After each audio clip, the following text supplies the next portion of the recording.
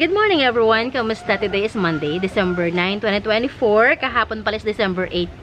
Mali ako, nandito kahapon. December 9 ako ng December 9. So, before tayo mag-proceed, gusto ko lang mag-thank you sa isa nating suki na unang nag-avail ng ating Thailand Aglonemas. Thank you, ma'am. Bound to General Trias, Cavite. And also, kanina, natuwan-tuwa ako dun sa rider. Napaka-positive ng energy niya. Nagulat ako, alam mo yung bibihira kasi ako maka-encounter na ganong klase ng rider na masyadong jolly, masayahin, lagi nakasmile. And lahat ng sinasabi niya is sobrang positive. Wala ako naringga ng negativity sa kanya. Kaya shout out sa lahat ng mga Lalamove riders natin. Ingat kayo sa biyahe. And lagi magpapray ng safe travel everyday always. And salamat sa servisyo ninyo sa paghahatid ng aming mga parcels, mga goods or deliveries. And yon, welcome back sa ating garden. This is Jing Magnus Garden. My name is Jing. I am the garden owner and we're trying to film almost every day para mag-flex ng ating halaman for sale. Paminsan-minsan naman nagbibigay tayo ng mga tips when it comes to gardening, which is yung mga basic tips, mga information na acquire ko during my gardening journey. We started maging plantita noong mid-2020s, that was pandemic, kung ang lahat ng tao walang ginagawa, hindi busy at nabuburyong sa bahay. So ayan, ito na ngayon ang ating garden. Sobrang dami na talaga niya, na kahit ako mismo nagugulat. Today, bago tayo mag-proceed ng ating flexing, may ganoon lang akong i-share sa inyo. Kaya na kasi habang nagkakape ako dito, tapos na kasi yung delivery ko. So, coffee. Nakita ko yung mga aglonemas ko na matagal ko nang sinasabi sa inyo na i-air layer natin. Now, naalala ko, meron kaming mga bote ng mga water bottle na maliliit. Sabi ko, yun na lang ang gagamitin ko. Nag-air layer ko kanina, pero today papakita ko sa inyo kung paano ko ginagawa, ha? Ito muna, ang kailangan natin is yung mga gantong plastic or kahit yung mga plastic cups na yung mga disposable na mga baso. Pwede na yung mga milk tea cups, ganyan, yung mga pinaglagyan ng mga fishbowl, ganyan. Kuha kayo ng ganon. And then, yung halaman na inyong gagawa ng air layer. Pag sinabing air layer, lalagyan natin dito ng ganyan, ng parang extended na pot. And ang ating goal is magkaroon ng roots tong mga to. Yung kanyang trunk or stem na masyado na naging leggy. Okay? So, paano gagawin natin? At hindi nyo na naman makikita. Ito na lang, no? Move natin to dito. Para meron lang kayong, para ma-sight yung ginagawa natin. Kinat ko pala, naisipan ko putulin yung isang old stem node ng ating grabe pala yung ugat niya, hindi ko ina-expect na ganito kagaganda yung ugat niya sa ilalim. Ayan, ito mamaya tatanim ko to using coco cubes kasi ang ganda pag sa coco cubes Okay, so yun ang gagawin natin today. Move natin to ng konti para lang kita ninyo. Kita ba? Ayan, move natin lang ng konti ang ating camera. Yan. Kahit malayo, basta kita nyo ginagawa, Or i-zoom kaya natin ng konti. Wait lang, ha? Zoom natin. Ayun. Perfect. Okay, so ito yung gagawa natin ng air layer. Okay, and meron na tayo na-prepare dito na soil mixture na pwedeng gamitin. Ito. Ito na to. Rice hull. And coco peat yata ito. Hindi ko na maalala. And yung mga pumice stones natin. Okay. So yan. First, ang gagawin nyo, syempre, pupormahan nyo yung bote nyo. Ginagawa ko, tatanggalin ko itong pinakang bottom nya. Yan. Gupitin natin yan. Alisin natin to. Ang hangin. Ang sarap ng natin ngayon, weather. Malamig. And syempre, gugupitin nyo all the way to the bottom. Ayan. Oh, tigas. Oy, tigas siya. Ito kasi matigas dito Yun. Okay, so mangyayari kasi dyan, parang natin siyang ganyan. Dito natin ilulusot yung trunk. Okay? So, okay na. Since may tali siya, tatanggalin natin ng tali. O baka pwedeng hindi na rin. Kasi natin to. Yan. Okay, ganito kahaba. Kasi masyadong mahaba yung trunk. Pero pag naman maikli na naman, pwede yung hatiin sa dalawa itong bote na to. Ang pinakang bibig ng bote, dito natin ipapwesto. Sa pinakang base, puno mismo. Okay, medyo struggle na pa. Yan, perfect. Yan. Parang gusto ko siya ilabas yung ilabas natin. Ay! Dala ko pala. Akala ko yung masking tape ko, hindi ko dala. Ayan, umaambon. Umaambon na naman siya. So, sana umabot yung battery natin sa ating flexing. Mag-flex tayo ng aglonemas natin, yung mga nauna nang binili. And then, lalagyan natin siya ng, i-tape natin siya para mag-stay put siya. I-tape natin together with the tukod. Yan. Kailangan nyo na may pantukod ha, para lang mag-stay put yung ating material na ginamit. Yan. Sa ilalim, isa pa. Sana nakikita nyo? Nakikita nyo ba? Teka, ilalabas ko para kita nyo. Yan. Ganyan siya. Ganyan magiging itsura niya. Kaya mas malaki yung taas kasi dito natin ilulusot yung lupa.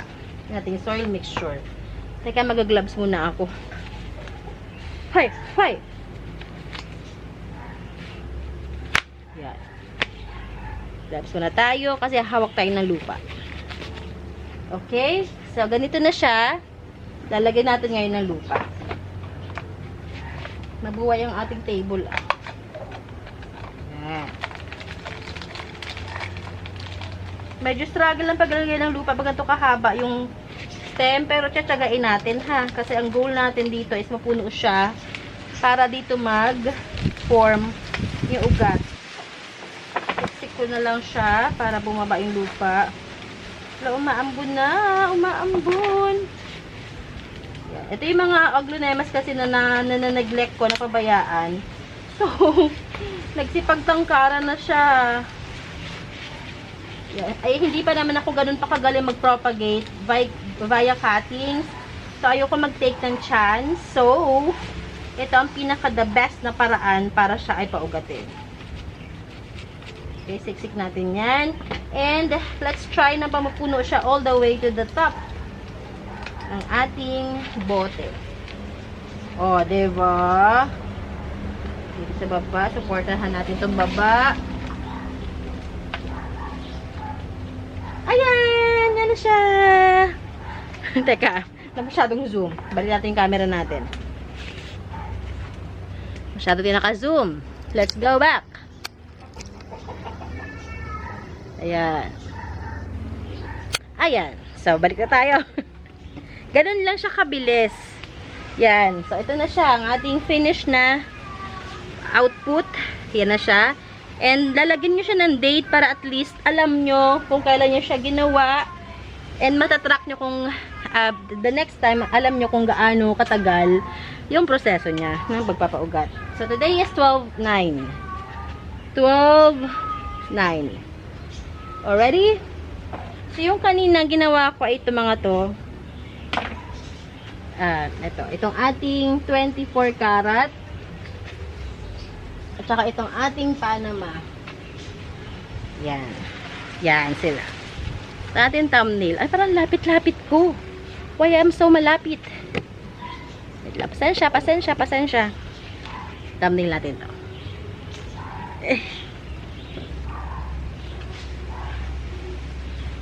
Para makita nyo lang yan.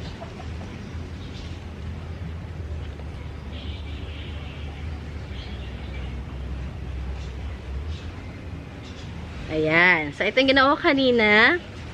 Yan. May mga date na rin yan. And, ito yung ngayon natin. Yan. Hindi ko nga alam ID nito eh. So, nakakalam ng ID. Parang Red December yata siya. O Red Stardust. Red Stardust yata ito. Tama ba? Sa gantong part ko kasi nalalagay si Red Stardust ko eh. Wala nakasulat, dahil. Move natin yung table kasi nga mabuhay siya. Yan. Okay. Mag-flex na tayo bago tayo abutan ng malakas na ulan. Yan. Flex natin yung mga aglonemas natin dito, yung mga nauna na. I mean, hindi ito mga galing Thailand, na local natin to. Dito ko lang to nabili sa Mindanao area. Nasa akin to siguro may isang buwan na. Yung iba dito matagal na. Like, parang mag-iisang taon na yung iba. Kaso mabagal ang paglaki. Dahil sila ay mga premium, ang iba. Kaya mabagal ang paglaki. Okay, so first natin, ang ating bonggang-bonggang suksum. Walang kamatayang ganda na suksum. Ganda no? Ang laki. Big leaf yan. Si suksum natin, this is 335 suksum. So, naghahanap ng suksum dyan. Suksum. Ay, natumba ng ating isa. Kawawa ka naman. I'm sorry. Malakas ang hangin kasi, ano. Ibalik kasi natin isa. Lang. Diyan ka lang. Stay put ka lang dyan. Next natin, itong ating, ito ay jade bowl. Yan, jade bowl natin na big leaf din. Wala palang pangalan to. Ito naman yung in-experiment ko na hinaluan ko na acacia leaves. Mukhang okay naman siya. Hindi ko ginawa to sa Thailand aglonemas natin kasi nga hindi ko pa naman talaga siya nasusubukan. Ngayon, first time ko pa lang siyang nasubukan. So, medyo okay naman siya. Tingnan yung mga aglonemas natin, matitigas yung mga dahon. Jade bowl natin. This one, I'm selling it for only 350. Jade bowl, 350. Ang ganda. Ang ganda ng kanyang dahon. 350 si jade bowl. Ay! Ba yan? Wala sa ayos. 350. Okay. Okay. Next natin, ang ating 9 karat. 9 karat. Ang ganda ng 9 karat, no? Ang ganda ng kulay niya. Oh, 9 karat, oh. This is 320. 320 to. Ang ganda. Ang ganda ng jeans nito. 320, 9 karat. Ganyan ang kanyang placement ng dahon. 320. Ang ganda nun. Para mas maganda pa siya sa 20 karat ko. Mas mapula pala talaga si 9 karat. Yun ang difference nila eh. Ito 9K to eh. Ay, ang hangin! Hangin, hangin, hangin. Ganda. Ito naman mutation to ng ano nga ito? Mutation siya ng ano nga ito ulit? Nakalimutan ko yung ano, pink. Ano ka nga ulit? Hala. Kasi iba dito walang ID. Basta ang ganda na magkaka-pink niya. Ayan o. Ganyan, ganyan ang color niya. Yan. This one, sige, bigay ko lang to ng ano, 275 pesos. 275. Kasi hindi ko nakalimutan ko yung item. Kasi mutation siya ng Widuri ata or ewan. 275.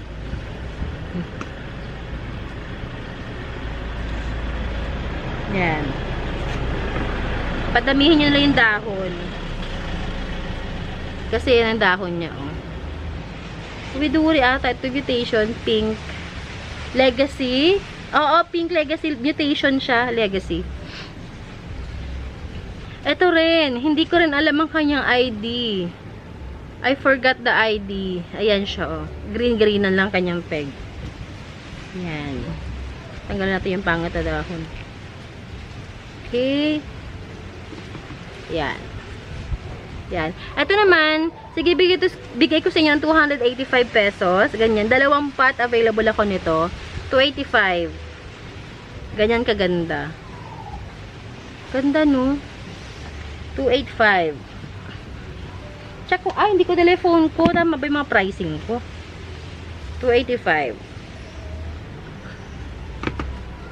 Minsan kasi bili ako ng bili. Tapos, hindi ko na maalala kung magkano yung pinuhunan ko. Tapos, babanatan ko siya ng pricing. Kahit lugi, okay lang. Kasi paso pa lang. Yan. Another one na hindi ko na rin alam ang kanyang ID is eto. Ah, pero ang ganda niya, oh. Ang ganda niya. Lagyan natin ng tukod kasi mukhang ano siya. Check ko nga. Oh, goods naman. Goods naman. Mabuway lang dahil nga shallow ang kanyang. Lagyan natin ng tukod. Alam mo, tukod pa ko dito. Tutukuran kita. Huwag kang mag-alala. Para wag kang matumba. Para siya mutation ng karat. Hindi siya na parang, hindi tan karat. Parang hindi eh. Tama, bili ka ng bili, hindi mo alam ang ID. Sino-relate sa akin. Bili ng bili, hindi alam ang pangalan ng halaman. Okay. Yan. Ayan siya, oh. This one, I'm selling it for only, bigay ko to sa inyo ng 335 pesos. Yan ang likod niya, oh. Ayan. Meron ko dito, ano, medyo rare.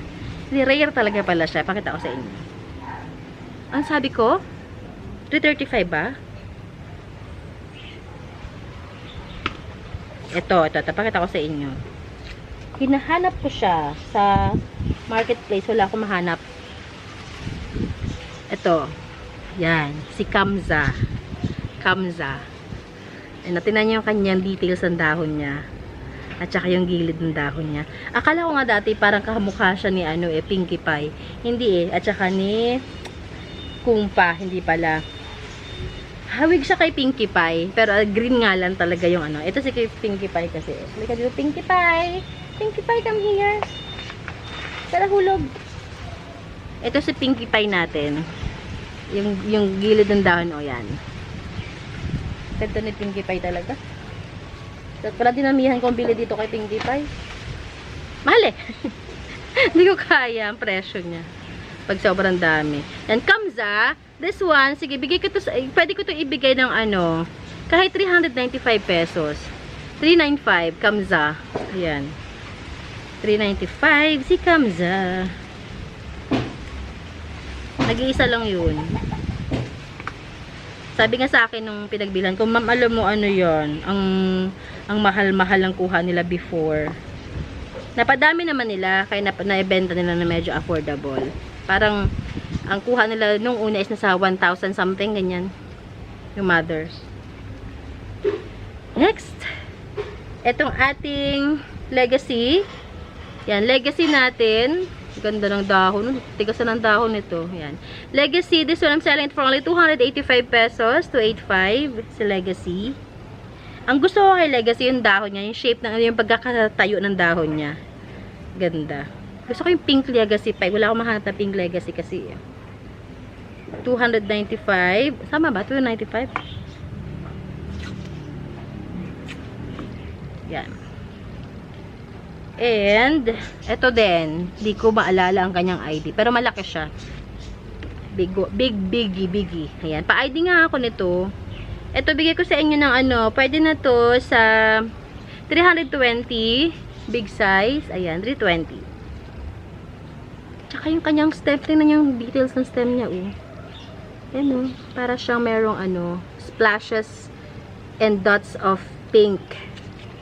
Parang bongga ang ano bongga ang mixture ko ng acacia, oh. Abangan natin sa mga susunod na araw. Ay, ano sabi ko ng presyo noon? Ayan, nadaldal pa more. Ano sabi ko ng presyo noon? Kalimutan ko. Okay, pink series tayo. Na-flex ko na to before. Dati-dati pa, pero ibalik natin. Ang ganda-ganda. Ang ganda-ganda. This is pink unya. My favorite, 330. Hindi ko nababaguhin ng presyo ha. 330 pa rin. Dadagdagan pala natin to ng ano. Pink unya, 330. Itong isa, Kamkun. Yan. Pink Kamkun. Wala na siyang ano. Ito naman is ano. Bigay ko to sa inyo ng 350. Pink Kamkun. Ang ganda. Matagal na to sa akin kaya sure ball na yan talaga. Super rooted na to. Nawala na yung tag price nila eh. Sa pang Kamkun, ayan din, sa pa yan, 2 pa tayo available. And yung iba ay hindi pa. Ito pink unyamani din. O, kasama pala to pink unyamani. Ayan o, ang ganda ng kulay. Yan. 300 ito. Ang ganda, no? Ang ganda talaga ng mga unya. Okay, so yun lamang. Naka 20 minutes lang tayo ng puro ganun-ganun lang. And I hope you guys enjoyed. Sana may nagustuhan kayo sa mga finlex natin dito. Tsaka sana may natutunan kayo sa mga isa sa mga ginagawa ko. And yan. I am wishing you all the best sa mga araw na ito, sa mga sunod mga araw. And ingat-ingat lahat. If you have any questions, just PM me. Nasa description box naman natin ng ating mga contact information, Viber, phone number, dyan din. We are located in San Francisco, Binyan, Laguna. Ang hangin. And we deliver via Lalamove. Ano pa ba? Pwede kayo mag-even order sa akin. If you think ready na kayo magpa-deliver, like sa Lalamove kasi, kapag mga small pots, kasha, yung mga 10 siguro. Same lang yun na delivery fee ha. Pag mga medium pots, mga 5 to 6, mga large 2 to 3. Okay? Bye everyone. Ingat lahat. I'll see you tomorrow and God bless you all.